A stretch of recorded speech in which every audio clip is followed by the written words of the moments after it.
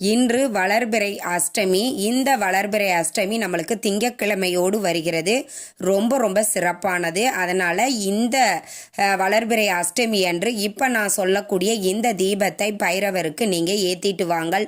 நிச்சயம் உங்களுடைய அனைத்து விதமான பிரச்சனைகளும் தீரும்.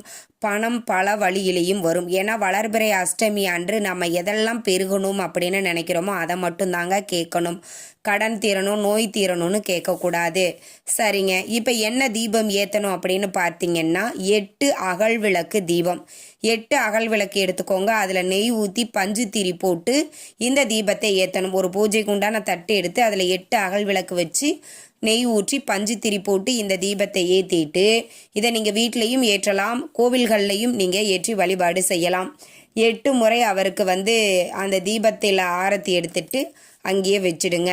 இந்த தீபத்தை ஏற்றி அஷ்டமி அன்று வழிபாடு